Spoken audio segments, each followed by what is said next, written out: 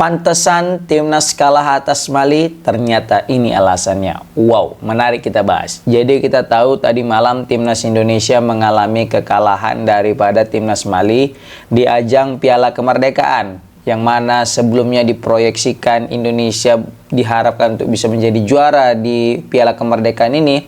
Tetapi timnas harus mengakui keunggulan serta keperkasaan daripada timnas Mali yang memang gak ada obat, guys. Serius. Jadi meskipun timnas kalah di pertandingan kali ini, kita masih tetap bisa bangga, guys. Kenapa? Karena yang kita lawan ini bukan kaleng-kaleng. Kelihatan dari pola permainan yang ditampilkan Mali. Kelihatan di situ kita memang kalah kelas daripada Mali, guys. Jadi Mali ini memang tim kuat, tim yang udah bisa kita bilang proper kali, udah matching kali, udah cocok kali antar pemain, udah kompak lah bisa kita bilang ya. Bagaimana Mali unggul dalam segala lini, guys. Bayangkan Argentina aja pun keok di tangan mereka 3-0 loh. Lah Indonesia cuma 2-1 udah syukur. Kita itu nggak kalah telak. Kita aja udah bisa merepotkan Mali. Terus udah bisa mencetak gol juga. Itu udah luar biasa, guys. Karena kayak Uzbekistan, Tajikistan juga mengalami kekalahan yang serupa. Yang lebih parah lagi Uzbekistan, pembantaian terjadi kan gitu.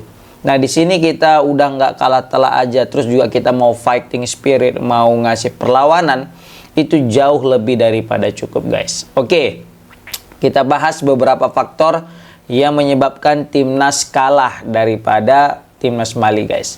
Yang pertama pasti ya, walaupun ini tidak terlalu berpengaruh kali, tapi ini bisa jadi apa ya, berpengaruh karena ini masuk ke dalam kategori gol pertama, yaitu masalah postur, guys. Memang kita lihat postur tubuh pemain timnas Indonesia tidak terlalu tinggi, guys. Dan kalau misalnya kita bandingkan dengan Mali, sebenarnya nggak jauh beda. Tapi ada beberapa pemain Mali itu yang tingginya besar kali. Jadi ketika tahu mereka punya pemain yang mayoritas lebih tinggi daripada timnas Indonesia, mereka langsung nyepam crossing, guys. Kelihatan, coba kalian tengok lah. Ya bagaimana peluang-peluang timnas Mali itu fix rata-rata memanfaatkan umpan crossing. Dan gol pertama daripada timnas Mali juga dari umpan crossing. Bagaimana pemain Mali langsung memberikan umpan dan di situ pemain Mali juga udah siap. Bayangkan dia udah nggak lompat aja pun kayaknya menang tingginya daripada pemain timnas. Setelah ini dia lompat juga, udahlah wassalam kan. Dan di sini sebenarnya aku juga bingung, mungkin karena terkejut juga ya pemain timnas kita. Di beberapa pertandingan terakhir kayak lawan Uzbek, lawan Tajikistan, itu kita banyak loh mencetak gol melalui sundulan. Berarti kan tandanya kita juga oke untuk masalah bola udara kan gitu. Nah, tetapi mungkin di lini serang kita oke di lini udara kan. Karena gol kita juga dari sundulan kan lawan Mali ini. Makanya sebenarnya apa bisa kita bilang ya, Indonesia lumayan kuat untuk di bola udara meskipun postur tubuhnya tidak terlalu tinggi. Tapi kebayang nggak kalian kalau misalnya pemain kita kuat dalam duel udara terus tinggi juga, wah ini bisa jadi kombinasi yang perfect nih. Mungkin bisa jadi opsi ke depannya pemain kita itu dipilih yang tinggi-tinggi juga serta kuat-kuat juga postur tubuhnya sehingga jadi lebih oke. Yang sekarang tetap memanfaatkan yang ada, yang sekarang kita gembleng lagi, ini masih 17 kira-kira masih bisa nambah postur tubuh tinggi nggak, wih? Coba komen di kolom komentar, mungkin kalian yang tahu ya kan.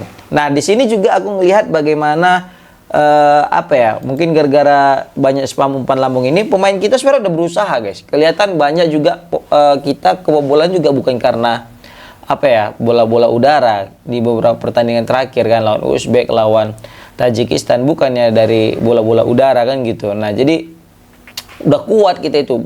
Di saat tim-tim lain juga sering nyerang kita karena tahu postur tubuh kita nggak terlalu tinggi, pasti mereka nyepam crossing lah. Dan di situ kita mampu bertahan lawan Uzbek dan lawan Tajikistan. Tapi memang lawan Mali ini lain cerita, guys, serius. Aku ngelihat juga Fabio juga termenung ngelihat striker daripada Mali yang cetak gol pertama itu juga. Aku bisa merasakan apa yang dia rasakan gitu. Kayak lawan Ronaldo pas Patrice Evra atau nggak di Champions League waktu MU bertandang ke kandang Real Madrid tahun 2011-2012 gitu, yang mana saat itu Ronaldo memanfaatkan umpan Ozil atau Di Maria gitu ya, yang mana dia langsung loncat tinggi, Peter Shaffer pun cuma nengok aja gitu. Dimarahi Sir Alex, kau kenapa kau nggak bisa melakukan gangguan kepada Ronaldo? Tapi pas ditengok tayangan ulang, memang ya udahlah, nggak jadi marah Sir Alex. Memang ngeri kali lempatan daripada Ronaldo. Seperti itu. Jadi alasan pertama yang mungkin bisa aku simpulkan adalah memang kita kalah postur, guys.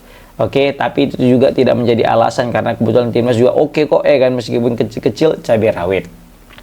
Yang kedua, kita memang mesti kita akui kita kalah kualitas, nggak ada cerita.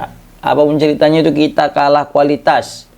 Ini alasan yang paling mencolok dan paling betul dan paling nggak bisa kita bantah lagi.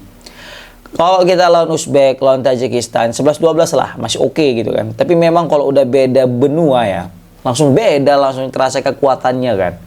Kelihatan tuh lawan Mali, gila. Mulai dari skillnya, tekniknya, kontrol bolanya, asik, serius. Siapa coba yang nggak menikmati permainan Mali?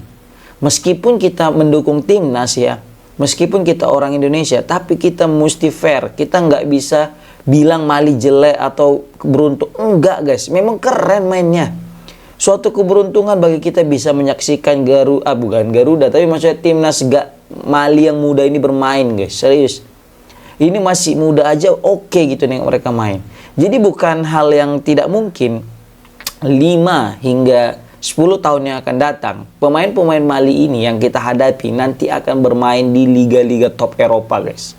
Seperti ngelawan Korea kemarin, yang mana zaman Evan Dimas melawan beberapa timnas Korea yang masih kelompok umur, tiba-tiba udah main di Liga Inggris bersama dengan Wolverhampton, ya kan?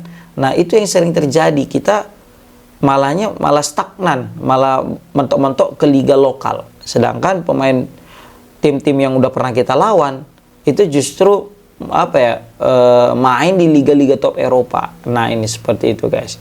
Dan for your information, kita juga kalah ini karena memang selain daripada karena memang kualitas. Bayangkan guys, ini timnas Mali ini pot 1 guys di Piala Dunia. Berarti ini suatu keberuntungan bagi timnas, mampu ya dalam artian mendapatkan pelajaran penting ketika menghadapi tim-tim yang notabene lebih kuat daripada mereka. Sebenarnya kita sayangkan juga Uzbek nggak menurunkan tim utama kan. Tapi Mali ini cukup lumayan lah kita dapatkan pelajaran. Dia sebagai pot pertama di Piala Dunia kali ini, berarti kan notabene salah satu tim terkuat nih. Jadi kita udah punya gambaran gini loh rata-rata kemampuan tim Piala Dunia yang di pot pertama. Jadi kan kita masih bisa lah untuk berbenah diri. Semoga nanti waktu di Piala Dunia kita lebih siap untuk menghadapi event yang lebih besar lagi guys. Seperti itu. Nah, kemudian juga for your information, ini Mali ini finalis Piala Piala Afrika di U17 yang kemarin guys. Jadi kan kemarin sempat ada Piala Afrika U17 tahun 2025. Nah, Mali ini jadi finalisnya. Kebayang nggak kalian? Kita ngelawan finalis daripada Piala Afrika guys. Kemarin aja kita ngelawan Korea aja babak belur kan. Nah ini lawan finalis Piala Afrika. Kita masih bisa nahan imbang di babak kedua. Di babak pertama memang kita kalah, tapi di babak kedua kita mampu menahan dan meredam agresivitas penyerang-penyerang Mali guys. Dan memang kita akui juga, Matthew Baker juga bilang kan, pemain nomor 10 itu paling sulit untuk ditaklukkan. Karena memang lihatlah guys, power mereka gila sih. Kayak mana ya, nengok orang itu main bola tuh kayak tap tup, terus shoot powernya juga gila, macam begitu juga mereka mendominasi bola. Jadi jujur aja kelihatan ya, keteteran juga Panji, Baker, Al-Ghazani, Ezar, bahkan Fabio juga itu tadi yang dia melongok juga nengoknya kan.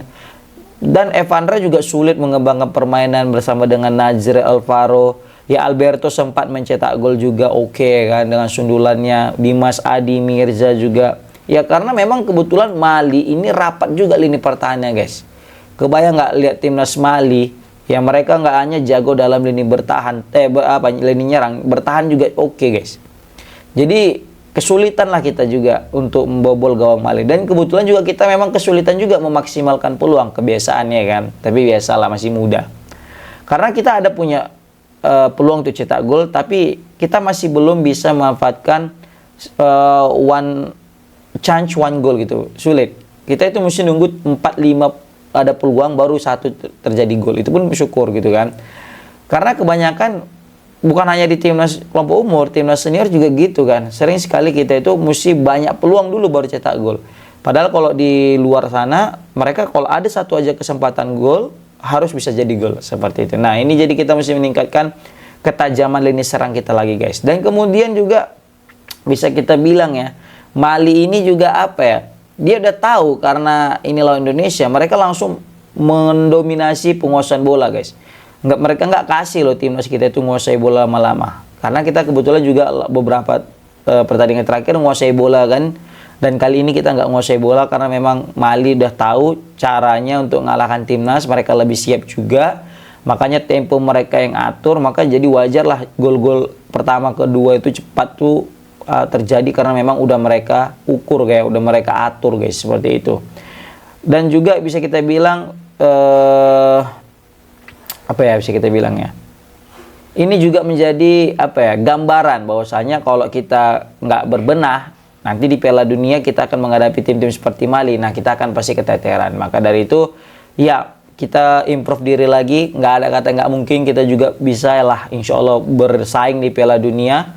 Karena apa ya, bisa kita bilang ya, ini jadi pelajaran berharga. Lihat bagaimana tenangnya bermain Mali, asli itu lentur banget mainnya ya. Senang aja kayak ngelihat Mali itu semua individu itu rata gitu kemampuannya. Mereka tidak walaupun jago-jago dari segi skill, tapi mereka masih tetap mengedepankan kerjasama tim. Nah, itu yang patut kita tiru guys. Ya walaupun sebenarnya kita tetap apresiasi Garuda Muda Indonesia yang betul-betul Spartan juga mainnya, nggak mau kalah, tetap fighting spirit ya. Dan fisik pemain timnas kita juga udah lumayan oke ya, udah bisa main selama 90 menit. Ya, itu apapun ceritanya, timnas malam ini tetap luar biasa, kerja kerasnya kita kasih jempol. Oke guys, komen di kolom komentar. Gimana pendapat kalian tentang kekalahan timnas dan beberapa faktor yang aku jabarkan, atau kalian punya faktor-faktor yang lain penyebab kekalahan timnas, bisa komen di kolom komentar. Assalamualaikum warahmatullahi wabarakatuh.